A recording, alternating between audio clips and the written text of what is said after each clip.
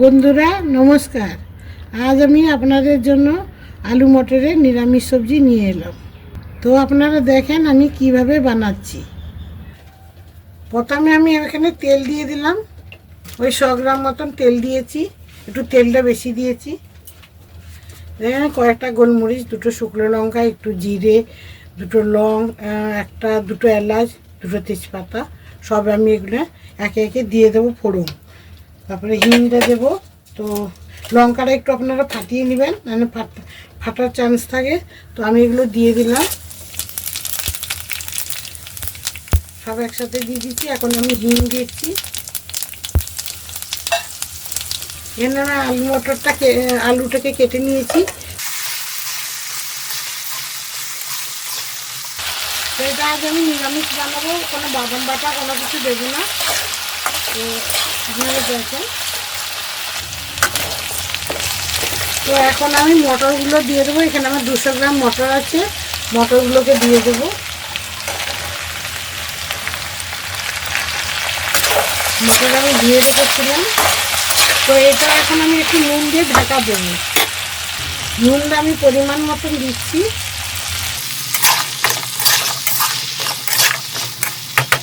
এখন আমি ঢাকা দিয়ে দেবো।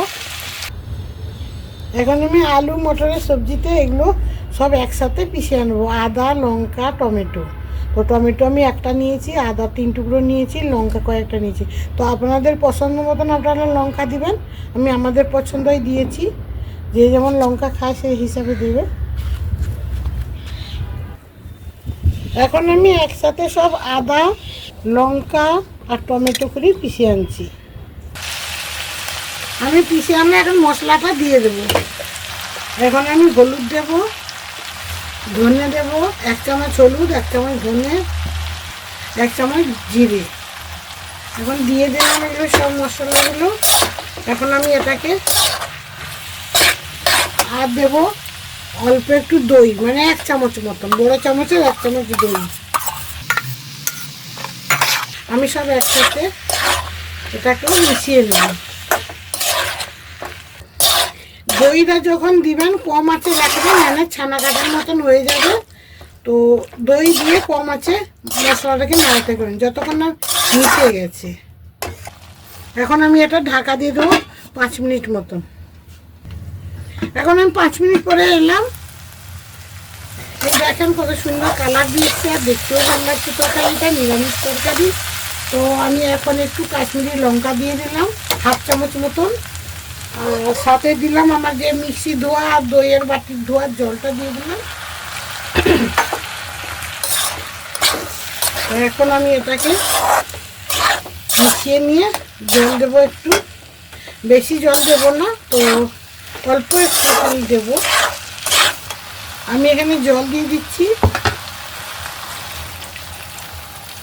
এই জল দিয়ে দিলাম।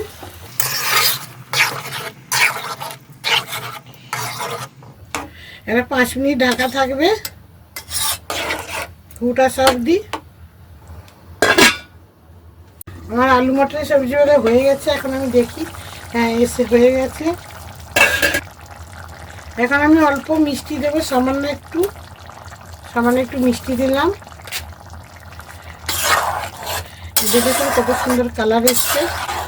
এটা নিরামিষ সবজি, পুজোর পাতা সবতে করে খেতে পারবেন। এগুলো বৃহস্পতিবার দিনে যারা বৃহস্পতিবারে লক্ষ্মী পুজো করে তারাও খেতে পারবে। উপর থেকে একটু ধনেপাতা ছড়িয়ে দিলাম। এ দেখেছেন নিরামিষ। তো আমার এই সবজিটা হয়ে গেছে। এখন আমি গ্যাসটা বন্ধ করলাম। আমার নিরামিষ আলু মটরের সবজি হয়ে গেছে। তো আপনারা পুরো ভিডিও দেখেন, আর আপনাদেরকে যদি ভালো লেগে থাকে কমেন্ট বক্সে জানাবেন। আমার সাথে জুড়ে থাকবেন নতুন নতুন রেসিপি দেখার জন্য।